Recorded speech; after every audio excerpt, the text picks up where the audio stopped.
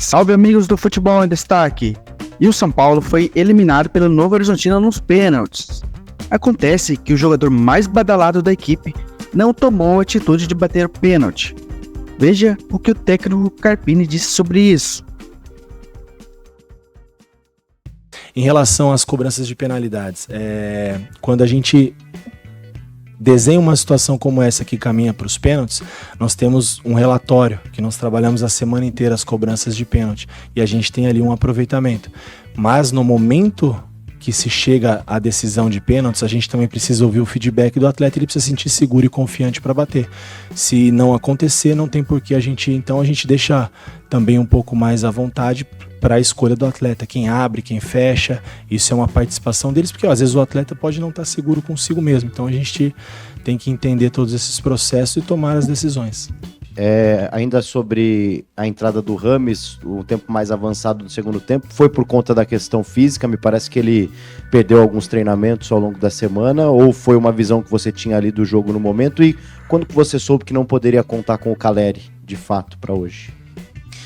Bom, em relação ao Rames, a gente tinha programado evoluindo, né, as cargas dele de maneira gradativa. Essa semana não conseguimos evoluir, foi uma semana difícil pós-Ituano para ele, alguns incômodos, alguns sustos aí, né, um pouco precavidos em relação a uma possível lesão, mas que não foi identificada. Que bom, ficamos felizes com isso, mas de maneira que ele perdeu quase a semana toda, teve que fazer sempre um trabalho adaptado e voltou ao campo muito próximo do jogo, sexta-feira, então, mas ele não deixou de treinar, não esteve com o grupo, não fez todo o trabalho principal, fez um treino adaptado, a gente respeitando esse processo de dor, de fadiga, de cansaço, uma recuperação que foi um pouco difícil pós-jogo do Ituano. Então nós imaginávamos que mais do que ele fez não seria possível.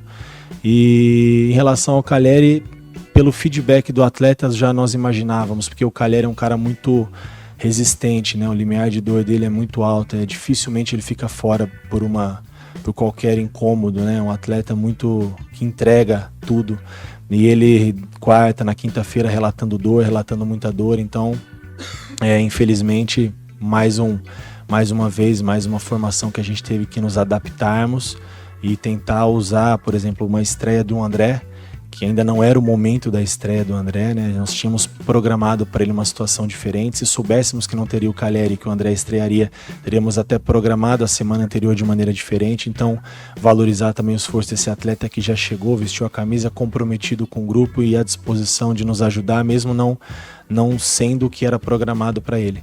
Então, são essas dificuldades, mas nada disso, tá? Não é a saída do Ferreira, não é a ausência do Caleri que nos fez hoje ser eliminados no Morumbi. Foram algumas situações que elas vêm sendo recorrentes e que a gente precisa melhorar e assumir a nossa responsabilidade, começando com a minha, que é a maior parte dela, e os atletas seguirem como eles têm feito, trabalhando e acreditando no que está sendo passado. E o Lucas foi questionado sobre a permanência do técnico Carpini à frente da equipe.